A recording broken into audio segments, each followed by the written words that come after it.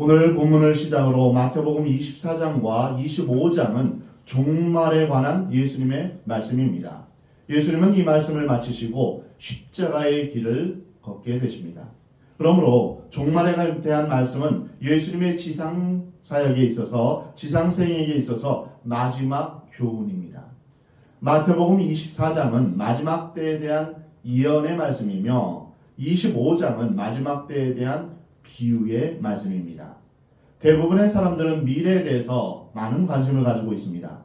미래에 어떤 일이 일어날 것인가? 이 지구와 우주는 종말이 있는가? 있다면 그것은 언제, 어떻게 오는가? 이런 질문들이 끊이지 않습니다. 특별히 그리스도인들은 종말에 대해서 관심이 많습니다. 종말에는 두 가지가 있습니다. 바로 개인적인 종말과 우주적인 종말입니다. 이 세상에서 우리의 삶이 끝나는 날이 우리의 개인적인 종말입니다. 어느 누구든 이 개인적인 종말을 피해갈 수는 없습니다. 내 개인의 종말이 있듯이 우주에도 종말이 있다는 것입니다. 성경은 처음부터 끝까지 우리에게 분명하게 말씀하십니다. 시작이 있듯이 끝이 있다. 우리가 이 세상에 탄생했듯이 죽는 순간이 있다. 이 세계가 시작한 날이 있듯이 이 세계가 끝나는 날이 있다. 뿐만 아니라 성경은 종말과 함께 심판이 있다고 말씀하십니다. 히브리서 9장에 보면 한 번 죽는 것은 사람에게 정해진 것이요 그 후에는 심판이 있을 것이다 라고 분명하게 말씀하십니다. 우리가 죽으면 그것으로 우리의 영혼이 없어져 버리는 것이 아닙니다. 우주의 종말에는 심판이 있습니다. 그리고 우주의 종말과 주님의 재림은 깊은 관계가 있습니다. 베드로 후서에서는 그러나 주의 날이 도둑같이 오리니 그날에는 하늘이 큰 소리로 떠나가고 물질이 뜨거운 불에 풀어지고 땅과 그 중에 있는 모든 일이 드러나리로다. 우리는 마태복음 24장을 통해서 성경의 마지막 때에 대한 예언을 듣게 됩니다. 예언이란 무엇입니까? 구약에는 예언의 책이 참 많습니다. 많은 선지자가 있는데 책의 분량에 따라서 대선지서, 소선지서로 나뉩니다. 많은 선지자들은 하나님의 백성들에게 하나님께서 하실 일에 대해서 예언하셨습니다. 구약의 모든 예언들은 바로 메시아가 이 세상에 오실 것이다. 이것에 집중적으로 예언하고 있습니다. 신약에도 많은 예언이 있습니다. 신약은 앞으로 다시 오실 예수님, 재림하실 예수 그리스도에 대한 예언으로 가득 차 있습니다. 성경은 예언의 책이다 이렇게 말해도 과언이 아닐 것입니다. 그러므로 마귀는 이 예언을 잘못 해석하도록 우리를 유혹하여 타락시키는 것입니다.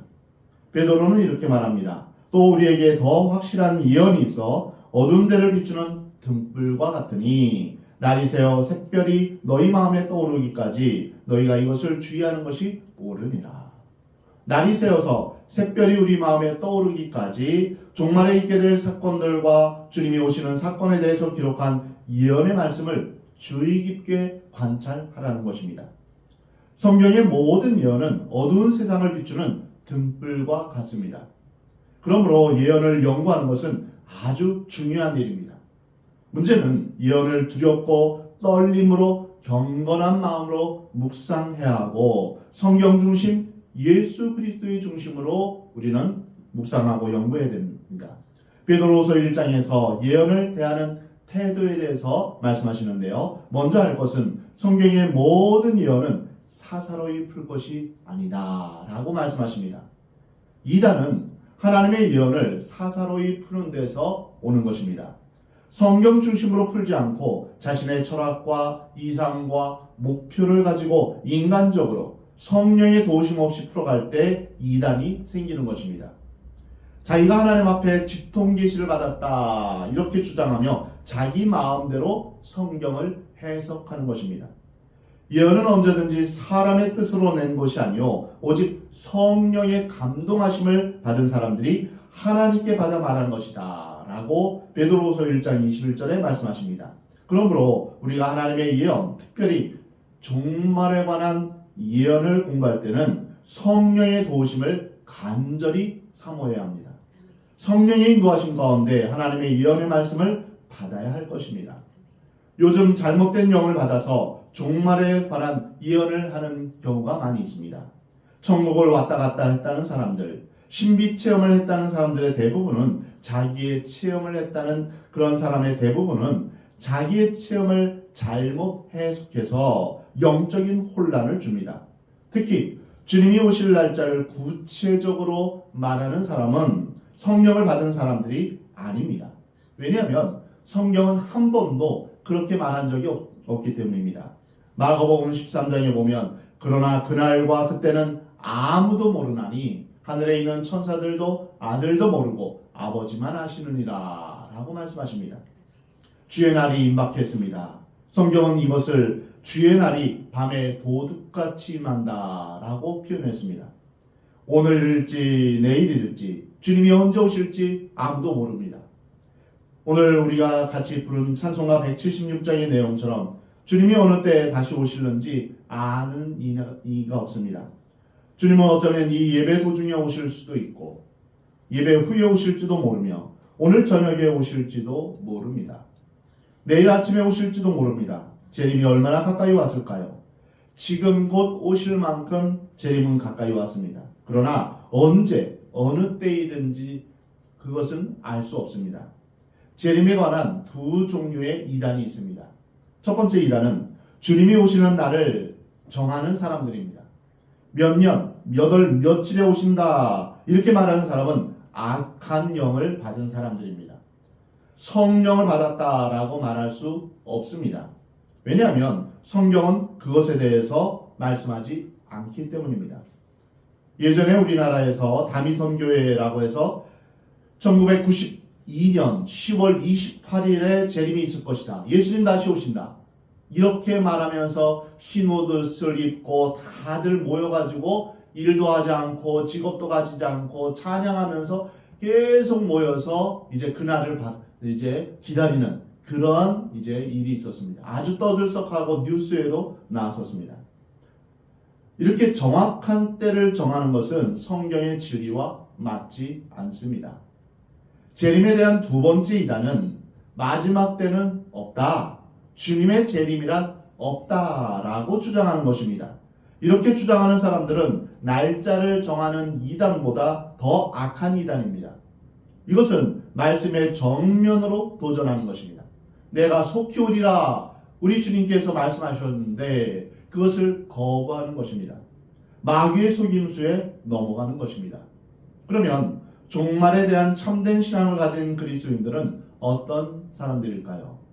언제 어느 때 주님이 오실지 모르지만 성경대로 주의 날이 심판이 주의 재림이 가까웠다는 사실을 분명히 믿는 사람입니다.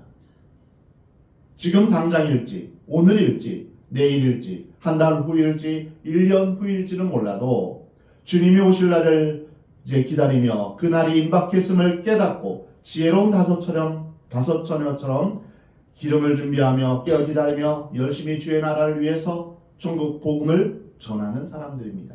이런 사람이 참된 성도인 것입니다.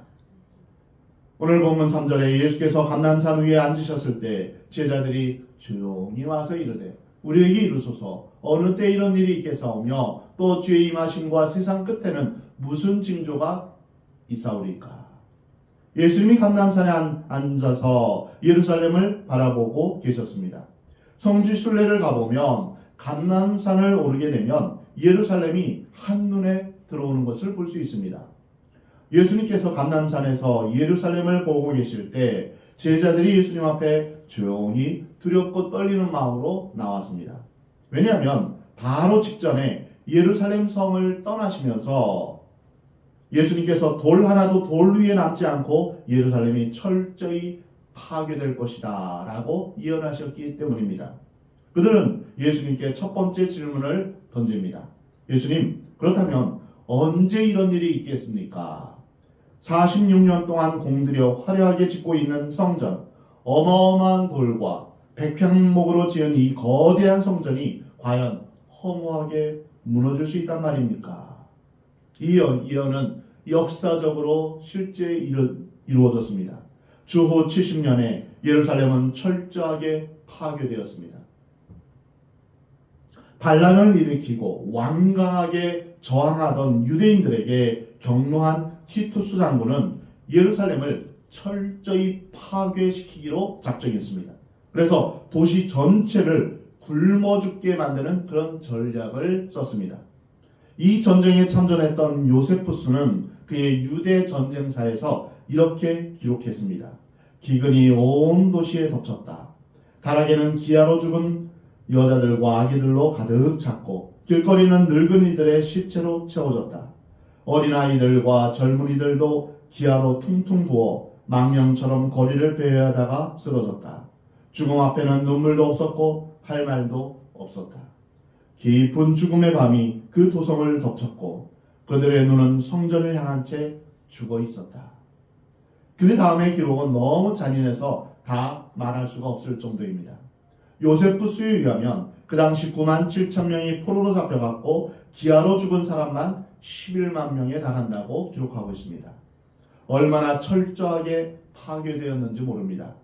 사람들은 피할 곳이 없어서 예루살렘 성전이 안전하다 생각해서 성전으로 피했지만 그 성전은 돌 위에 돌 하나 남지 않고 파괴되었던 것입니다. 그 당시 로마 군인들 사이에서 성전 벽돌 사이에 금화가 있다라는 소문이 돌아서 예수님 말씀대로 돌 하나도 돌 위에 놓이지 않고 파괴되었던 것입니다. 예수님의 예언은 100% 적중했습니다. 이 말씀은 예수님이 말씀하시는 앞으로의 예언도 100% 이루어진다는 그러한 의미입니다. 전지는 없어지겠지만 내 말은 없어지지 않을 것이다. 예수님 말씀하십니다. 두 번째로 예수님의 제자들은 다음과 같이 질문했습니다. 주님이 다시 오실 때 마지막 때 무슨 징조가 있겠습니까?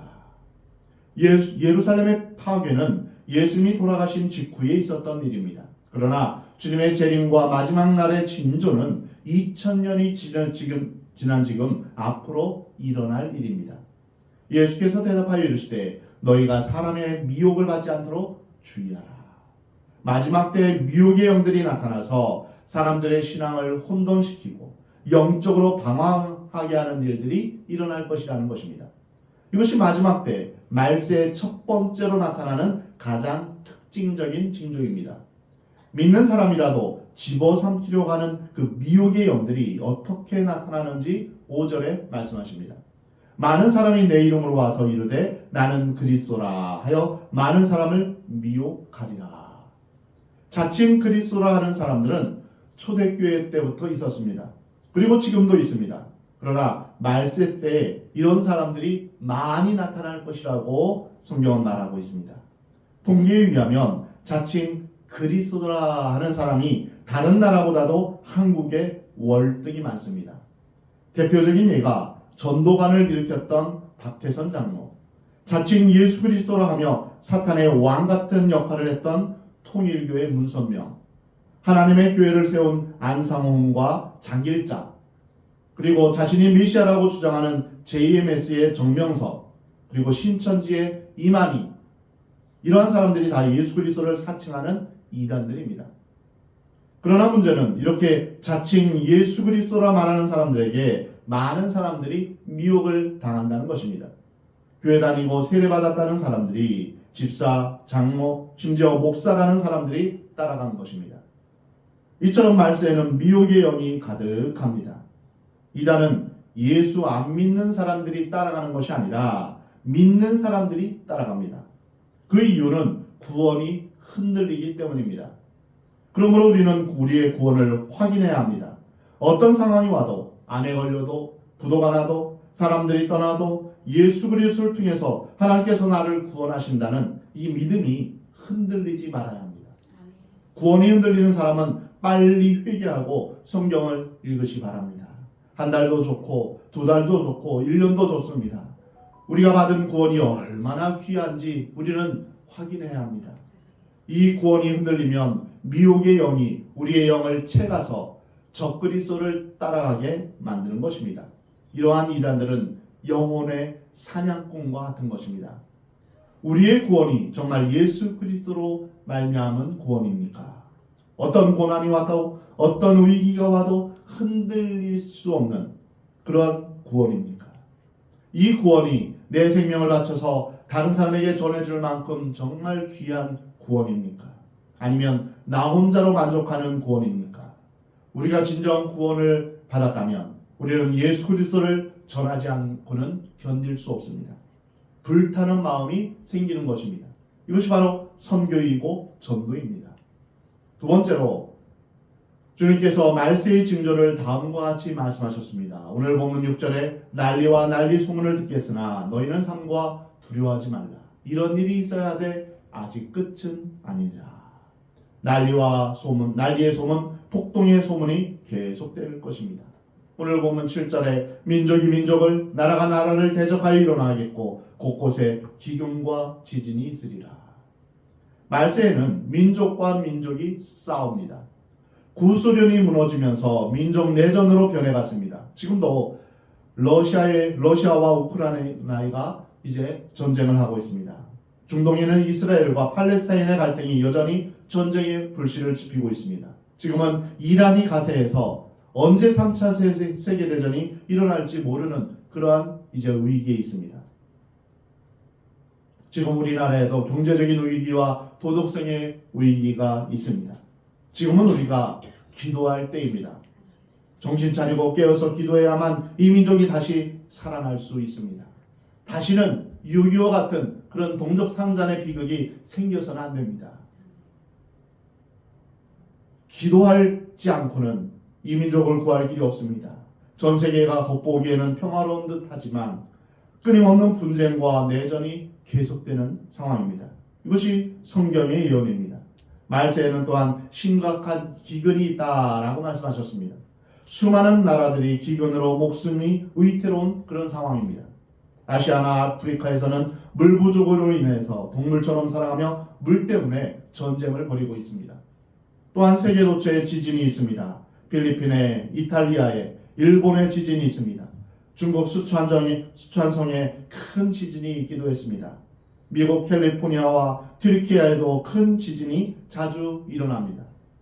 우리나라에도 지진에서 자유롭지 못합니다. 성경은 앞으로 더 많은 기근과 지진과 난리와 전쟁의 소문이 있을 것이다 라고 말씀하십니다. 지구에는 어떤 의미에서 종말의 말기 현상이 일어나고 있습니다. 자원이 고갈되고 있다고 학자들은 말합니다. 지구에 있는 자원으로 인류가 얼마나 오랫동안 살 수 있을까라고 걱정합니다. 또한 환경오염에 대해서 말합니다. 오존층이 파괴되고 대기와 수질이 점점 더 심하게 오염되고 있습니다.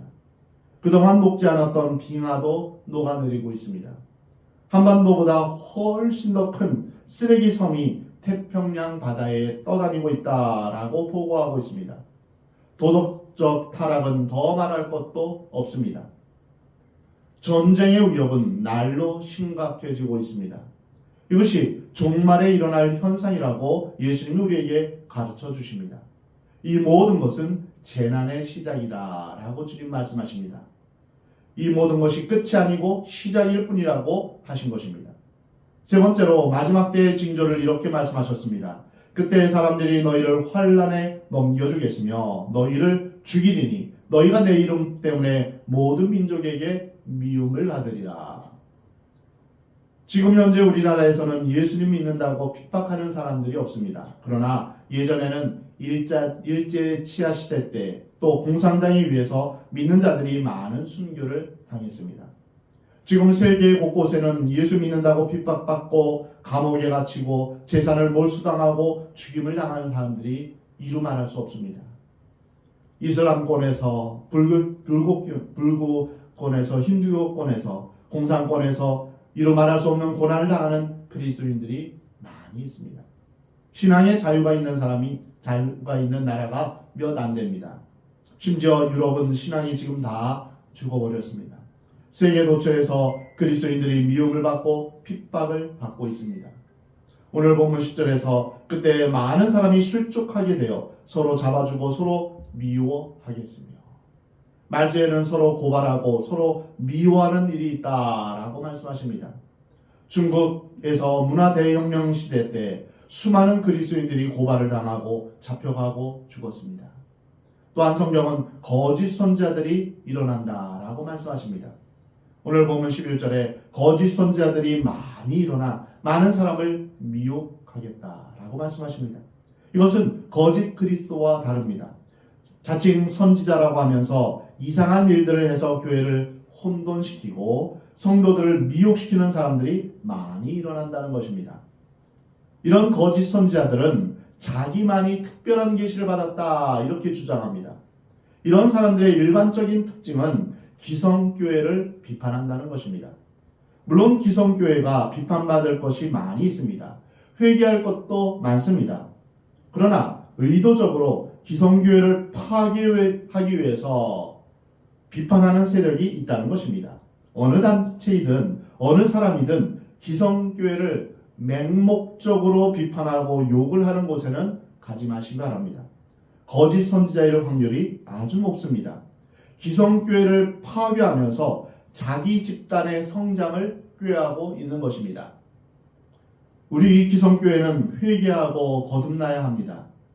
교회는 주님께서 다시 오실 때까지 영광스러운 자신의 몸을 지상에 두는 곳입니다. 그러므로 우리는 이 교회를 보호할 책임이 있습니다. 우리는 교회의 잘못된 것을 바로잡아야 하지만 교회를 무작정 비판하고 없애서는 안 됩니다. 마귀는 교회의 약점을 파고들어서 교회를 분쇄시키고 없애려고 합니다. 이러한 거짓 선지자들은 자신을 선생이나 지도자라 칭합니다. 네 번째로 오늘 본문 12절에 불법이 성함으로 많은 사람의 사랑이 식어지리라. 그러나 끝까지 견디는 자는 구원을 받으리라 말씀하십니다. 거짓 선지자들이 많이 일어나서 사람들의 신앙을 미혹한다고 했는데 이렇게 불법이 성해짐으로 인하여서 사랑이 식어진다는 것입니다. 은혜 대신 율법이 강조되고 인간관계가 냉랭해집니다. 모든 것이 비즈니스 관계이고 주고받는 관계이지 주는 관계가 없습니다. 형식적이고 냉정한 관계가 형성됩니다. 교회가 냉정해지기 시작합니다. 따지기 시작합니다. 누구를 돕자는데 말이 없습니다. 세상은 따지기를 좋아하지만 교회는 베풀어주고 은혜와 사랑을 나누어줘야 합니다. 그러나 말세에는 그렇지 않다는 것입니다. 말세에는 자기를 사랑하고 조급하고 또한 돈을 사랑하는 그런 현상들이 있습니다. 이 불법의 원어적인 뜻은 무도덕입니다. 도덕이 없는 것이 불법입니다. 도덕 폐기론자가 되는 것입니다. 모든 것을 사회학적으로 심리학적으로 해석하려고 하고 성령으로 해석하려고 하지 않습니다. 우리 인간의 기원이 이제 유물론에서 온다면, 그리고 우리 사람이 원숭이에서부터 온다면 우리 인간의 도덕과 어떤 삶의 기준이 없어지는 것입니다. 무엇이 기준인지 절대적인 기준이 다 없어지는 것이죠. 내가 원하는 대로, 내가 하고 싶은 대로 살아가는 것, 이것이 바로 요즘의 세대입니다. 성령으로 해석하거나 말씀을 기준으로 살아가지 않습니다. 모든 것을 다 상대화시킵니다. 하나님도 상대화시키고 신앙도 상대화시킵니다. 그렇게 해서 진리를 없애려고 하는 것입니다. 절대적인 진리는 없다. 네가 믿는 게 옳고 내가 믿는 게 옳다. 내가 중심이 되어서 살아가고 있는 것입니다. 불법은 하나님의 뜻을 행하지 않는 모든 것을 말합니다. 불법이 활개를 치면 사랑이 식어진다라고 주님 말씀하십니다. 마지막 때 종말의 현상이 나타날 때 우리 그리스도인들은 어떻게 살아야 할까요? 예수님은 우리에게 두 가지 방법을 말씀하십니다. 오늘 본문 13절에 그러나 끝까지 견디는 자는 구원을 얻으리라. 거짓 그리스도, 전쟁과 난리, 기근, 종교적인 핍박과 고난, 거짓 선지자들의 등장, 불법과 사랑이 식어지는 이런 모든 현상들이 나타날 때 그리스도인들은 흔들리지 말고 굳게 서서 끝까지 견디라는 것입니다. 어떻게 견딜 수 있습니까? 오직 말씀으로 견뎌야 합니다. 이제 우리의 신앙의 뿌리를 내려야 합니다. 흔들리지 말아야 합니다. 지금은 미혹의 시대입니다. 악한 영, 미혹의 영이 우리의 신앙을 흔들어 버리려고 합니다. 말씀 위에 뿌리를 내리고 굳게 서야 합니다. 예수 그리스도 위에 굳게 서야 합니다. 예수 믿는 것으로 만족하지 말고 우리는 훈련을 받아야 합니다.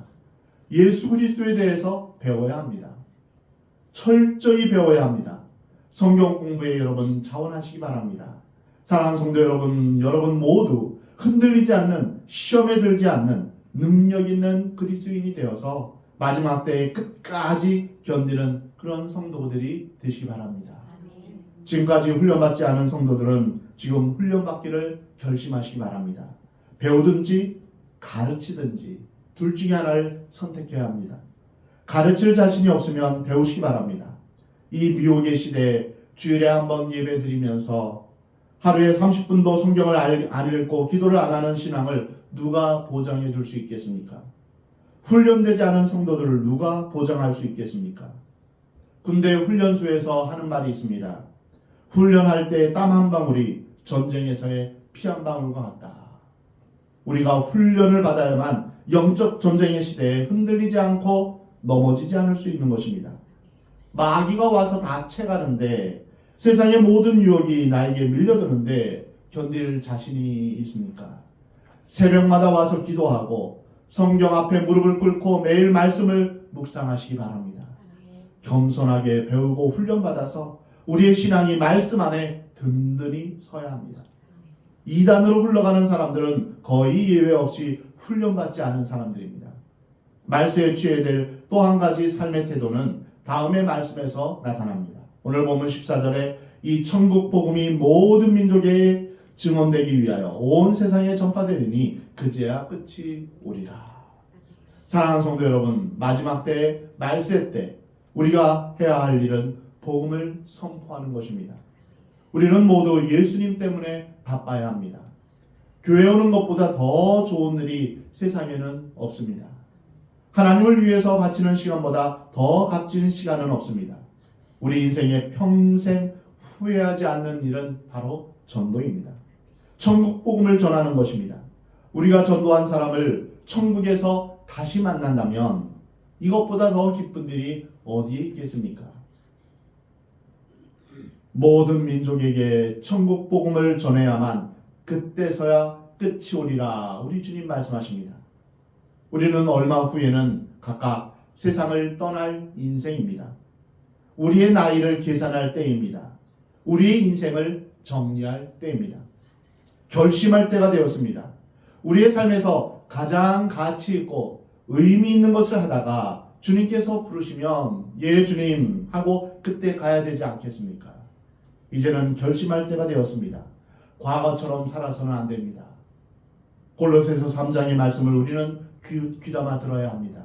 그러므로 너희가 그리스도와 함께 다시 살리심을 받았으면 위의 것을 찾으라. 거기는 그리스도께서 하나님 우편에 앉아 계시느니라. 위의 것을 생각하고 땅의 것을 생각하지 말라.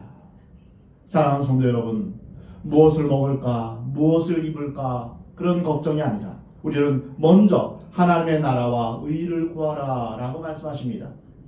우리는 마지막 때 천국 복음을 전하며 살아야 할 것입니다.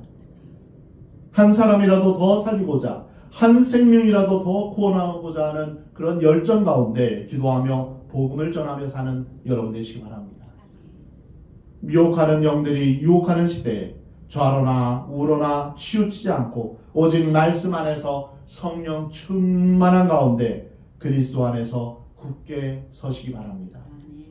마지막 때 우리 주님 다시 오실 그날을 우리가 늘 고대하며 우리가 온전히 주님을 바라보며 살아가야 할 것입니다. 우리 주님께서 말씀하십니다. 분명히 말씀하셨습니다. 내가 속히 오리라.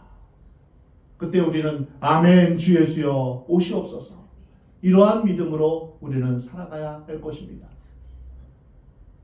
그래서 우리는 땅의 것을 생각하지 말고 하늘의 것을 생각하며 주님이 주실 상급을 바라보며 사는 저와 여러분이 되기를 우리 주님은 원하십니다.